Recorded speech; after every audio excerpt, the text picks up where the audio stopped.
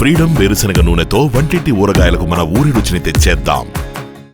But ఇప్పుడు as a child artist గా success, as a actress గా సక్సెస్, యాజ్ ఎ ఎంటర్ప్రీనియర్ గా success అనే చెప్పుకోవచ్చు. యాజ్ ఎ ప్రొడ్యూసర్ గా ఎందుకు మీరు స్టెప్ వేయాలనుకున్నారు? సక్సెస్ అవ్వలేకపోయారు, ఉన్న ప్రాపర్టీస్ తాలిబొట్టుతో సహా అమ్ముకున్నారు. తాలిబొట్టు ఉండిందండి. ఎందుకు ఆ టైం అంత వరస్ట్ టైం వచ్చేసింది అప్పుడు? I think decisions which we make and people around you play vital role. ఎందుకంటే ఇప్పుడు ప్రొడక్షన్ అనేది అంత ఈజీ కాదు. It is not a one man job. అన్ని చేతులు కలవాలి. అలా కలవనప్పుడు ఆటోమేటిక్ గా ఒక టర్మాయిల్ ఉంటుంది కదా, ఒక ఒక ఫ్లో మిస్ అవుతుంది. అలా జరిగింది. బట్ ఆ తర్వాత టెలివిజన్ లో వీఆర్ డూయింగ్ రియల్లీ వెల్. ఎన్ని కోట్లు ఖర్చు పెట్టారండి అప్పుడు సినిమాకి? ఆ టైంలో ఒక 4 crores దాకా. 4 crores అండి, చాలా పెద్ద అమౌంట్. అవునండి. ఆ టైంలో అది అయిపోయిందండి. ఇప్పుడు 15 ఏళ్ళు అయిపోయింది. మనం 15 ఏళ్ల క్రితం విషయం మాట్లాడుతున్నాం ఇప్పుడు. ఓకే, అవన్నీ అలా జరిగినప్పుడైనా ఇవన్నీ స్టార్ట్ చేయాలనిపించింది? లేదండి, ఇప్పటికి ప్రొడక్షన్ చేస్తున్నామండి. ఇప్పుడు కూడా ఒక కొత్త ప్రాజెక్ట్ ప్లాన్ చేస్తున్నారు. స్టోరీ డిస్కషన్ జరుగుతుంది. మనకి తెలిసింది సినిమా ఒకటేనండి. ఓకే, సినిమా ఆ టైంలో సపోర్ట్ చేసిన వాళ్ళు ఎవరు లేరా నీలిమ గారు? మాకు మేమే సపోర్ట్ సిస్టమ్ అండి. అఫ్ కోర్స్ సపోర్ట్ చేశారు. బట్ ఫినాన్షియల్ సపోర్ట్ మేము ఎవరి దగ్గర పెద్దగా ఎదురు చూడలేదు కూడా.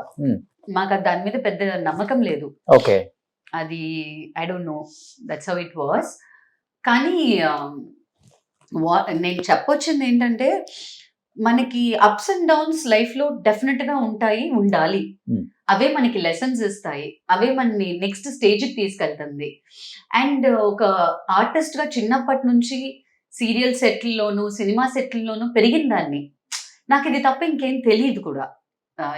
సలూన్ బిజినెస్ అన్నది కూడా మీరు చూసారంటే, ఒక ఆర్టిస్ట్ గా సలూన్ కి చాలా సార్లు వెళ్ళడం రావడం జరుగుతుంది. మనకి అక్కడ ఏమేం చేస్తున్నారు, సర్వీసెస్ ఏంటి అని ఒక ఆల్రెడీ టచ్ ఉంది. కాబట్టి మేకప్ అన్నది మనం ప్రతిరోజు వేస్తున్న విషయం కాబట్టి నాకు టక్కున ఇండస్ట్రీ కనెక్ట్ అయ్యింది.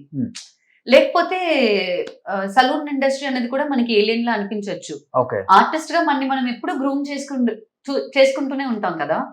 You want look good, you want be good. So అప్పుడప్పుడు సలూన్ కి వెళ్ళి రావడం అన్న ఒక టచ్ ఉంది కాబట్టి ఈ industry it was easy for me to select as my. కానీ ఒక మనిషికి ఫెయిల్యూర్ వచ్చినప్పుడు జీవితంలో ఎలా ఉండాలనేది నేర్పిస్తుంది అని చెప్తుంటారు పెద్దవాళ్ళు. ఎస్ అండి. ఆ ఫెయిల్యూర్ మీకు ఎలాంటి జీవితాన్ని నేర్పించింది? ఎలా ఉండాలి, ఎలా ఉండకూడదు, రెండు ఉంటుంది కాబట్టి. ఉండకూడదు అనేది మీరు ఎంత మీ ప్రయత్నం చేసినా కాలం దాని పన్నది చేస్తుంది. ఓకే, కర్మ. You can call it karma, you can call it time, you can call it destiny, you can call it pre-written. దానికి పేర్లు ఏం పెట్టుకున్నా ఒక విషయం జరగాలంటే అది జరుగుతుంది.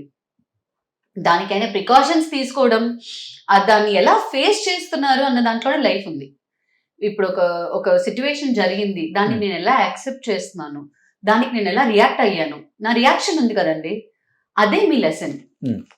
మీరు ఎలా రియాక్ట్ అవుతున్నారు ఒక విషయానికి అన్న దాన్ని బట్టి, ఆ రియాక్షన్ యొక్క యాక్షన్ ని బట్టి మీకు your next day will be there.